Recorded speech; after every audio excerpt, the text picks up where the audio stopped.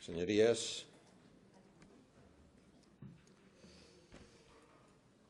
creo que mi grupo ha entendido la problemática que usted plantea y, en parte, esa problemática es compartida. Lo que pasa es que quizás el camino que usted ha utilizado para llegar a esa braña no es el más adecuado, rodea mucho. Entiendo perfectamente que usted quiera dar valor a algo que ahora pasa y que podría tener potencialidad, y es que personas que están implicadas en una actividad puedan de alguna manera explicarla y convertir eso en un motivo de facturación. Eso lo puedo entender, porque seguramente hay gente que le interesa. De hecho, eso en un momento determinado tuvo que ver con una determinada manera de concebir el turismo rural. Estamos de acuerdo, ¿no? El turismo rural, que era visitar una granja, no que una persona cogía una subvención y arreglaba su casa y ponía una casa que parecía un hotelito en un entorno rural, pero que no era una casa rural. Una casa rural era un sitio en donde había caballos, había faves y había vaques, y entonces ese turista iba y podía catar una vaca y podía participar en la matanza y podía apañar manzanes. Aquí el problema es que usted utiliza para ello un camino que es el camino de crear un nuevo tipo de guía. Y creo que con una cierta precipitación. Primero, porque esta es una profesión que está regulada y que además, de hecho, está regulada jurídicamente, y eso naturalmente pone unas limitaciones, y yo creo que por ese camino iban algunos de los informes que se decían respecto al tema de la movilidad europea, etcétera. Y por otro lado, con la suficiente generalidad para que suceda algo a lo cual nos tenemos que ir acostumbrando, que no solamente pasa con el caso de los guías, sino también con la medicina o con la docencia, que es lo siguiente. Uno estudia medicina, pero luego puede ser cardiólogo o radiólogo. Uno tiene una determinada preparación, pero las circunstancias de la vida le van a llevar hacia un lado o hacia otro. Es decir, uno tiene que estar aprendiendo constantemente, porque la vida tiene una movilidad y tiene un cambio. Entonces, mire, un guía es una profesión sustantiva, que no se trata solamente de mostrar sitios, sino de interpretarlos. Incluso le voy a decir una cosa. Lo importante no es la lengua que habla el guía. Lo importante es la capacidad que tenga el guía de interpretar lo que piensan los que le visitan. Vamos a ponernos a soñar. Llegan 6 alemanes, se lo digo porque es un proyecto que uno ha acariciado en muchas ocasiones, y llegan por Ranón y una empresa les oferta 5 días cerrados en Asturias, y en esos 5 días cerrados esos alemanes van a subir al Mosacro y a la Mostayal, y cuando bajan van a visitar una mina.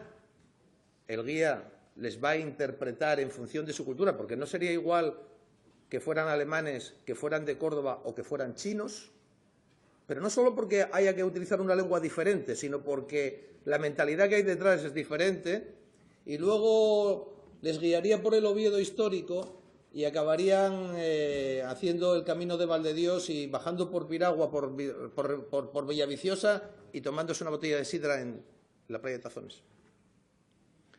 Y luego los pondría otra vez en Ranón y marcharían muy contentos porque no han tenido que pensar nada, han puesto dinero, pero han considerado que el servicio que se les ha prestado es muy bueno.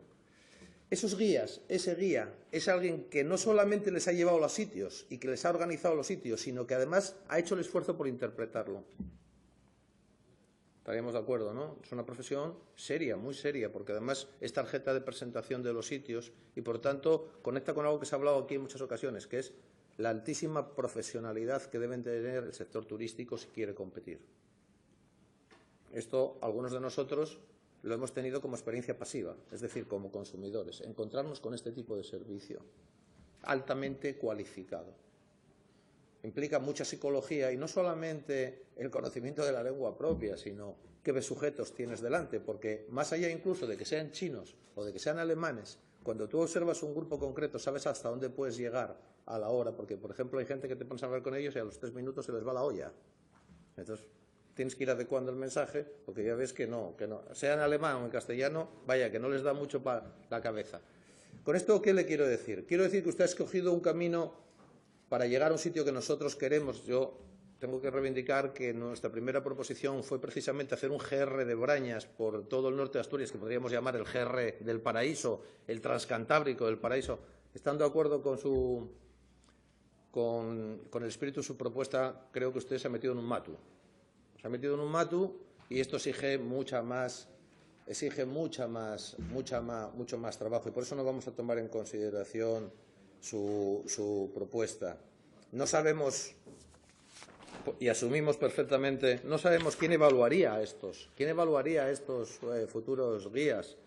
No podemos, de alguna manera, mete confusión en lo que es ahora, en estos momentos, un ámbito que yo creo que en Asturias está suficientemente regulado. Incluso los guías asturianos reconocidos para estar en espacios, para guiar, para interpretar en espacios naturales. Tenemos también, evidentemente, monitores en senderismo, tenemos monitores en montaña, pero bueno, aquí estamos hablando básicamente de guías.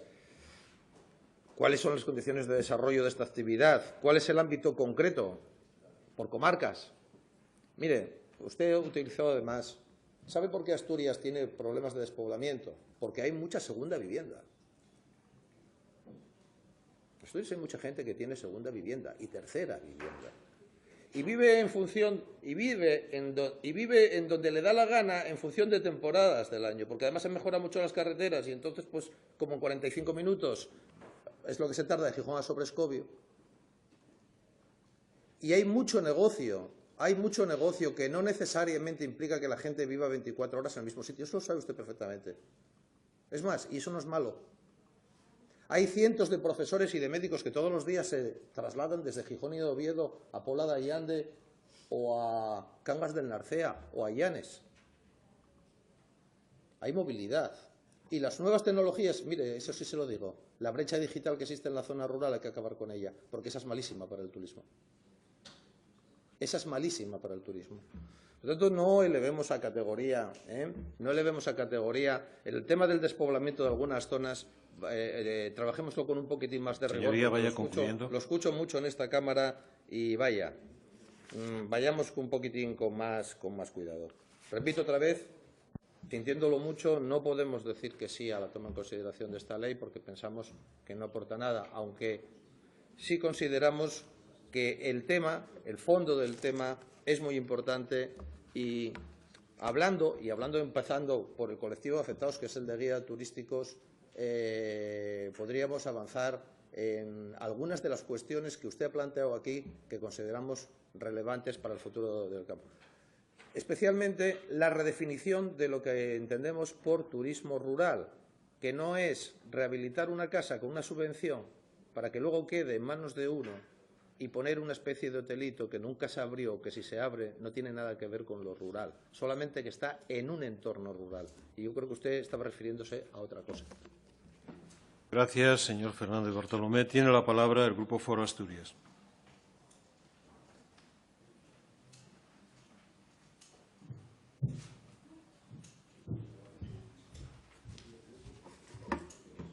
Gracias, presidente. Buenos días, señorías.